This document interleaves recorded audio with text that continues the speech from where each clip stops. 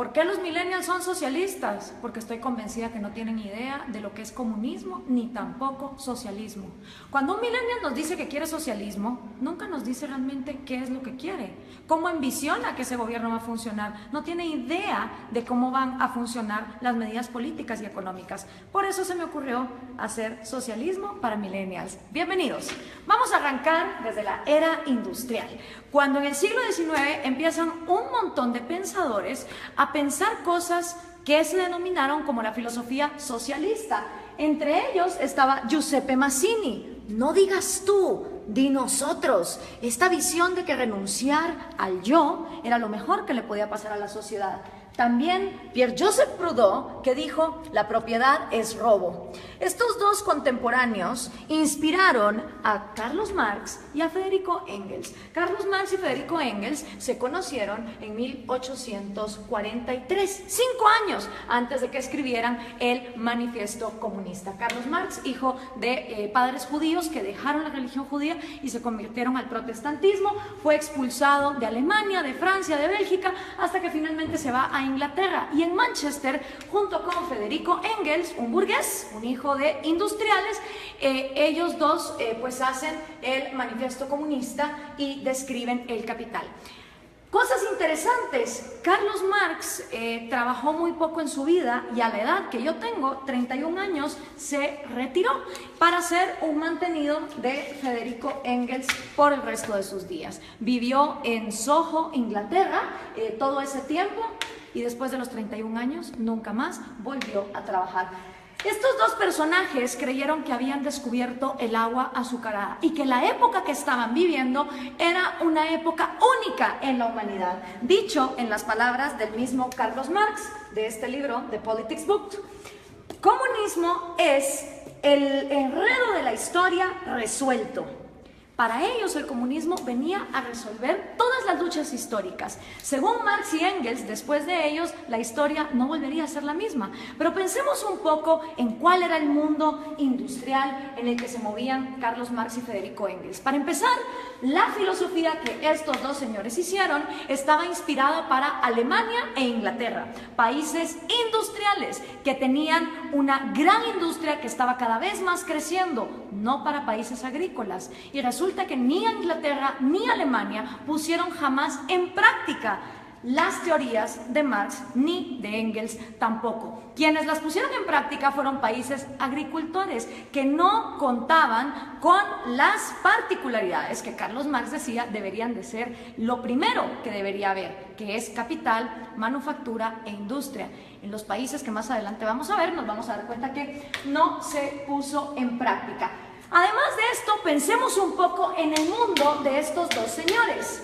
El mundo en el que se mueve Carlos Marx y el mundo en el que se mueve Federico Engels, 1848, es un mundo donde la esclavitud todavía era legal en Estados Unidos y en Europa, donde las mujeres no podíamos votar, prácticamente no teníamos ningún derecho porque éramos consideradas demasiado idiotas como para trabajar y votar. Era un mundo donde no había aviones, no había teléfonos, no había electricidad, no había inodoros, no había tampoco radios, no había televisión, no había satélites en el espacio, no había la mayor cantidad de profesiones que hoy por hoy existen en el mundo. Era otro mundo.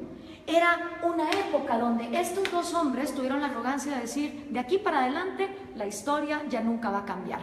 Ellos no tomaron en cuenta los avances tecnológicos, pensaron que la industria y esa época de los miserables iba a quedarse ahí para siempre.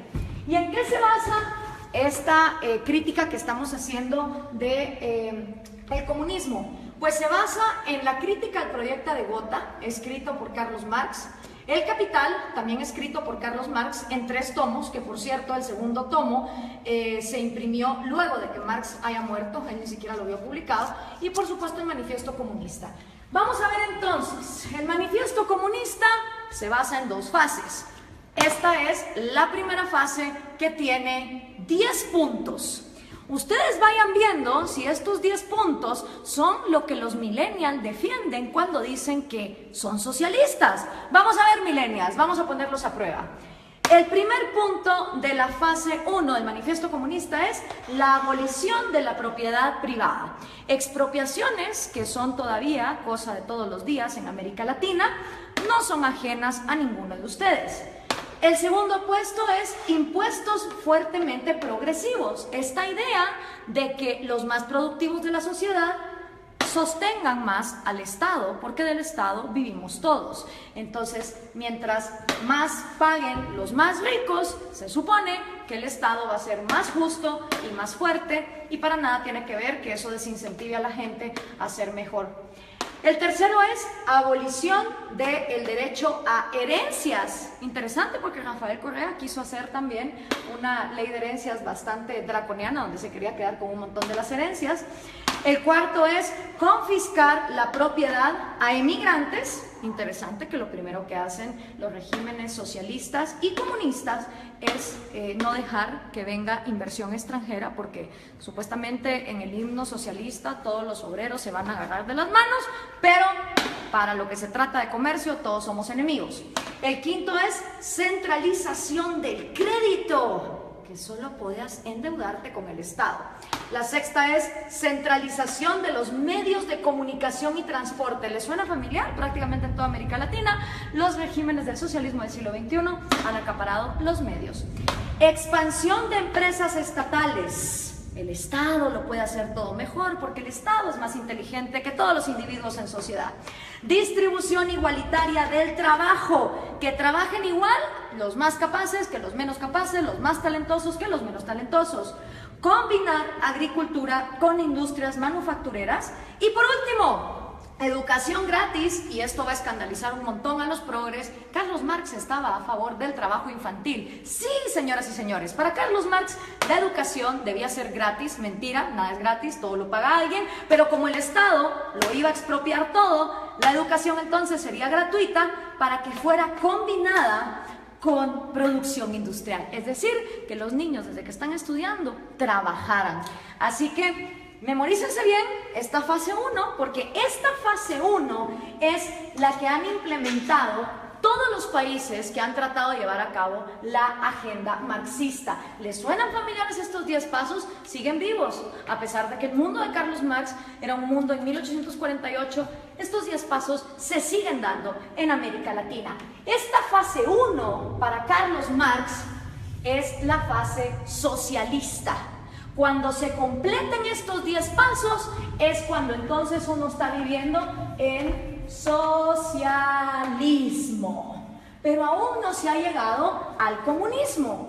Por eso le pregunto a los millennials, cuando ustedes se dicen socialistas, ¿se refieren a estos 10 pasos, millennials? ¿O a cuántos? ¿A 6? ¿A 4? ¿A 2?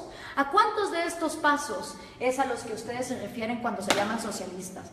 Porque esto es la primera fase basada en el socialismo. Vamos a ver entonces, cuando ya se completa esta primera fase, ¿qué pasa en la segunda fase?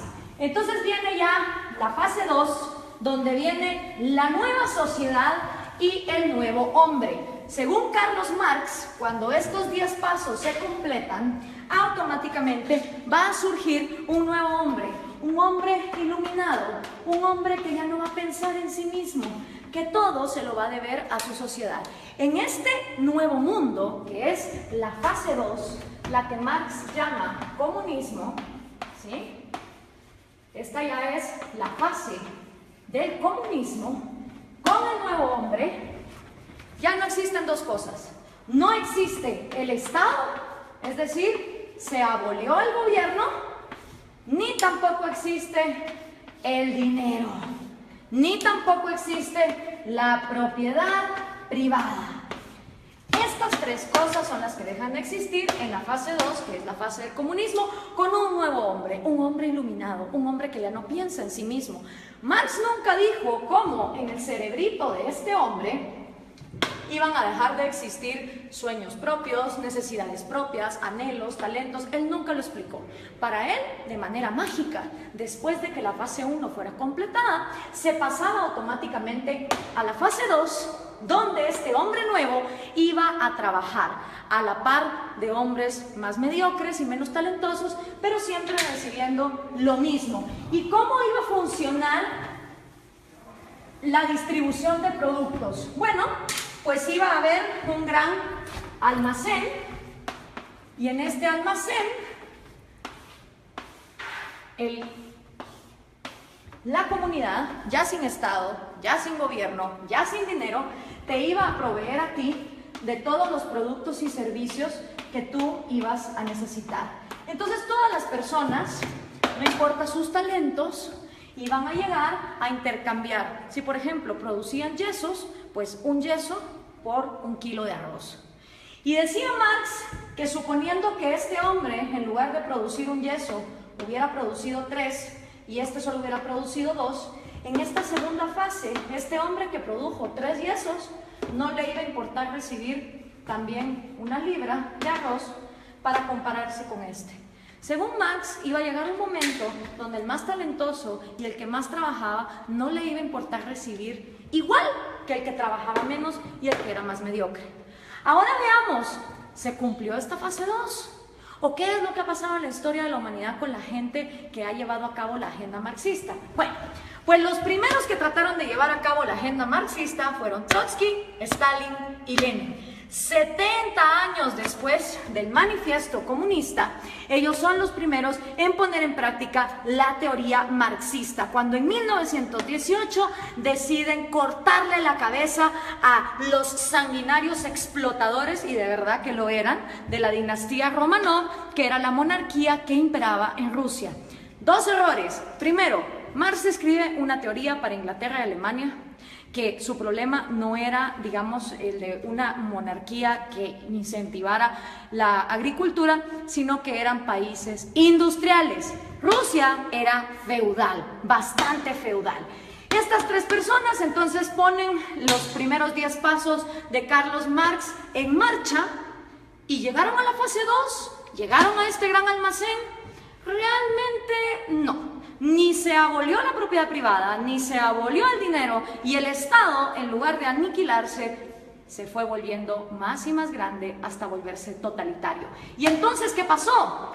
En toda Unión Soviética se desplegaron los gulags. Cada uno de esos puntitos rojos que ustedes ven ahí son los gulags, los campos forzados de trabajo. Claro, desgraciadamente en esa época no había Twitter, no había Facebook, no había Instagram, entonces era muy difícil tener récords de las atrocidades y las violaciones a los derechos humanos que se daban en estos campos de concentración en condiciones de temperatura bastante salvajes y teniendo a la gente hasta lo último en el punto de inanición.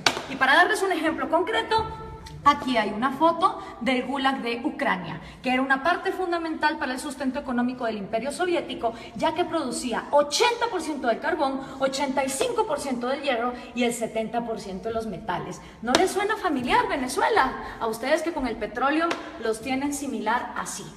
Después de la Unión Soviética, y que ojo, nunca se llegó a la fase 2 de comunismo, podemos decir entonces que lo único que hubo en Rusia fue socialismo, porque nunca se llegó a la fase 2. El siguiente sanguinario que quiso poner a prueba el comunismo fue Mao Zedong en China. En 1948 entra el Ejército Rojo y Mao hace su propio experimento con 2 atrocidades que aniquilaron a más de 60 millones de personas, que fueron el gran salto adelante y la revolución cultural, que básicamente era una manera de implementar los 10 pasos del manifiesto comunista y que llevaron al peor genocidio que la humanidad jamás ha visto.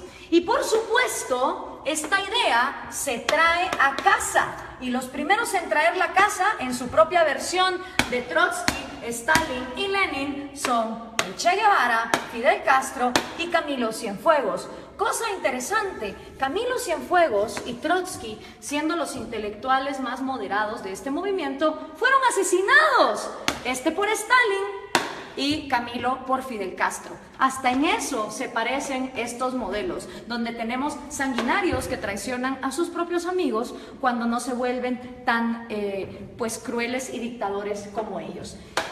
Ahora veamos la línea. Entra Fidel Castro a Cuba y obviamente Fidel Castro sigue influyendo en la región. Aquí lo tenemos con Evo Morales y con Hugo Chávez, que traen el refrito, el socialismo del siglo XXI. La misma idea, los mismos 10 pasos, la misma utopía, llegar al gran almacén donde hasta el talentoso iba a renunciar por el mediocre. Y esto se sigue pasando. Aquí está Hugo Chávez con Kirchner, Néstor Kirchner y con Lula da Silva. Y por supuesto sus nuevos reciclados, Dilma Rousseff, que acaba de ser destituida, Mujica, Cristina Kirchner con Hugo Chávez. Si podemos ver, la línea es directa, las ideas son las mismas, es la misma receta y el resultado es el mismo. Entonces, ¿por qué los millennials insisten en ser socialistas? No me cabe la menor duda que es porque no conocen su historia, no tienen idea de lo que significa el socialismo, ni tampoco tienen idea de que el comunismo llega hasta una fase 2 que nunca antes se ha dado. Veamos algunos resultados por acá. Tenemos la cantidad de muertos que el comunismo ha producido. En la Unión Soviética 20 millones, en China 65 millones, en Vietnam 1 millón. En Corea del Norte se calcula, porque obviamente no se sabe, 2 millones, en Camboya otros 2, en Europa del Este 1 millón, en Latinoamérica 150.000, en África 1.7, en Afganistán 1.5 para llegar a 94.3 millones, según los datos estadísticos de los mismos gobiernos. ¿Y quiénes han intentado el proyecto comunista? Nada más y nada menos que la mitad del territorio del mundo. Entre los países que han intentado el proyecto comunista están la Unión Soviética, Ucrania, Bielorrusia, Azerbaiyán, Georgia, Turkmenistán, Uzbekistán, Armenia, Kazajistán, Kirguistán, Letonia, Lituania, Moldovia, Estonia, China, Vietnam, Laos, Alemania Oriental, obviamente. Está también Hungría, Checoslovaquia, Rumania, Yugoslavia, Albania, Bulgaria, Corea del Norte, Cuba, Camboya, Etiopía, Angola, Mozambique, Nicaragua, Afganistán y por supuesto Venezuela, si tomamos en cuenta lo que se ha llevado a cabo. ¿Cuáles son tus probabilidades de toparte con el comunismo? Son increíbles. Imagínate que vos podés tener antepasados de Hungría o antepasados de Cuba y vivir en Guatemala y te vas a haber topado con el comunismo. Las probabilidades de que un ser humano se haya topado con el comunismo, una historia comunista, son de 1 en 2. Porque como les explicaba, de todo el mundo, la mitad del territorio de la humanidad ha intentado este experimento. Y el resultado no ha sido esa fase 2, no ha sido esa panacea de ese hombre iluminado, ese hombre que deja de pensar en sí mismo para solo pensar en los demás. El resultado ha sido lo que George Orwell nos describió hace tanto tiempo en La rebelión en la granja. Los humanos en el poder se vuelven los cerdos y para los cerdos hay todo, mientras que para el resto de animales no hay nada. En lugar de llegar a la fase 2, se llega a un lugar donde la burguesía son los nuevos, ya sean los Stalin, ya sean los Mao, ya sean los Castro, ya sean los Morales o los Chávez. Solo ellos se vuelven la burguesía, solo ellos se vuelven la élite a costa de que todos los demás estén bien jodidos. Pero, ¿dónde se ha vivido comunismo? ¿Dónde ha habido igualdad? Pues miren, un lugar en el planeta donde hubo igualdad de miseria fue en los campos de concentración de Alemania. Porque ahí, como ustedes se pueden dar cuenta, todos eran iguales de miserables. Obviamente ahí no había propiedad privada, no había dinero, era la panacea. Y Viktor Frankl, que no se lo contaron, él lo vivió, él estuvo en un campo de concentración, uno de los psicólogos más reconocidos del siglo XX, hizo un llamado muy interesante. Everything can be taken from a man. Cualquier cosa puede ser tomada de un hombre, excepto por una. La última de las libertades del hombre. Exigir la actitud que uno va a tener en cualquier set de circunstancias para escoger uno su propio destino. Quiero hacer énfasis en esta frase porque lo que está aquí diciendo Viktor Frankl es que la mayor libertad del hombre reside que aunque esté en estas condiciones, uno va a decidir con qué actitud va a enfrentarse a la vida. Pero ¿qué podía saber Carlos Marx de estas cosas? Regresemos a 1848, ni siquiera Freud, con su psicoanálisis, que ya está bastante desprestigiado, había empezado sus estudios. Tampoco Darwin. Se creía que la histeria de las mujeres se podía quitar con electroshock. La psicología estaba en pañales. ¿Qué sabía Carlos Marx del cerebro humano? ¿Qué podía saber Carlos Marx acerca de un hombre nuevo que tuviera en su cerebro la capacidad de dejar de pensar en sí mismo? Hablemos entonces de sus predicciones, que fueron completamente nefastas. La primera predicción de Marx: va a haber más países comunistas que no comunistas. No se cumplió. Hoy hay más países excomunistas que actualmente comunistas. La segunda predicción de Marx: la máquina va a acabar con el proletario y el proletario va a vivir en la miseria. Tampoco se cumplió.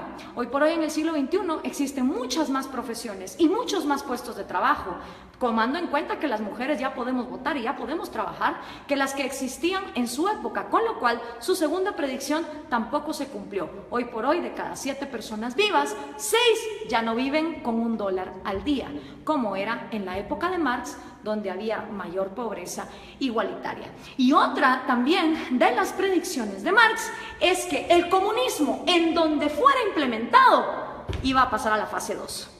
Y esa tampoco se cumplió. Ninguno de los experimentos comunistas han llegado jamás a la fase 2. Nunca abolen ni la propiedad privada para los gobernantes, obviamente para todos los demás sí. Nunca se abole tampoco el dinero, ni mucho menos la propiedad privada. Pero aparte de Viktor Frankl, que escribió ese excelente libro de El hombre en busca del sentido, hoy por hoy tenemos excelentes referentes de la psicología evolutiva y la neurociencia que nos pueden explicar cómo de hecho nuestro cerebro no está diseñado para el comunismo.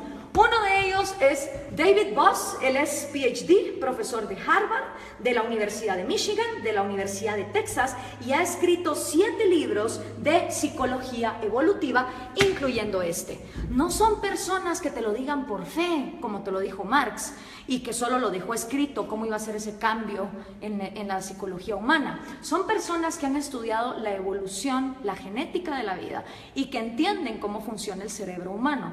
Y una de las frases de David Boss es: no existe un agente autónomo con intereses llamado sociedad. Esto es una imposibilidad lógica.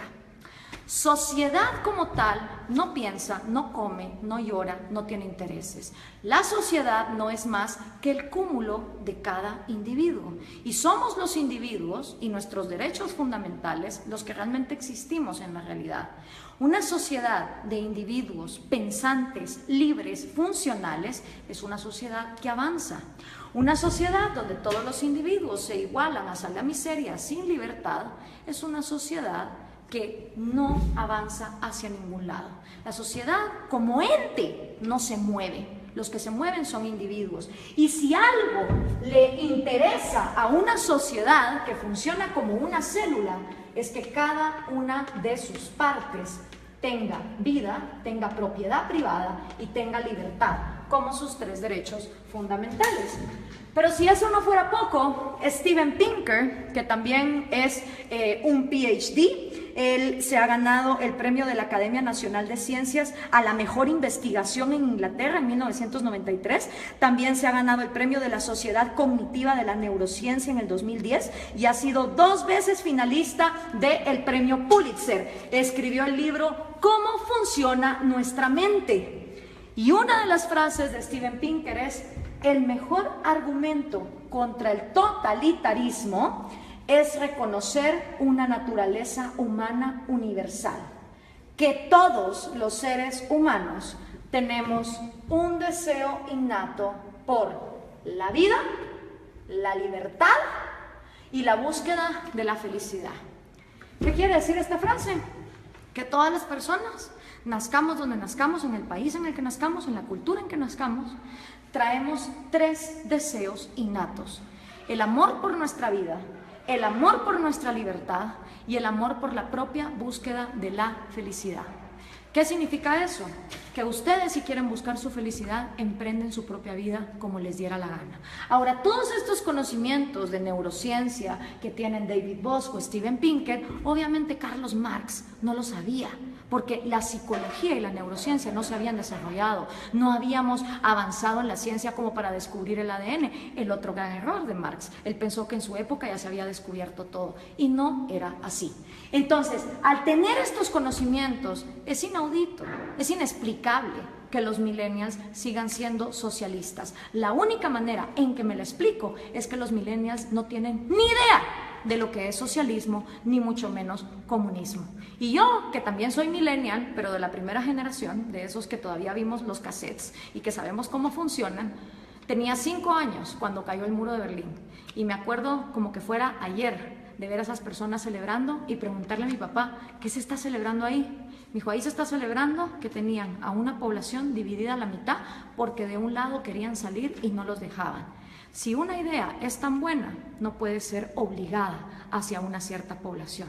Y en todo lo que hemos visto aquí, lo único que hemos visto es obligación, hemos visto miseria, hemos visto genocidio.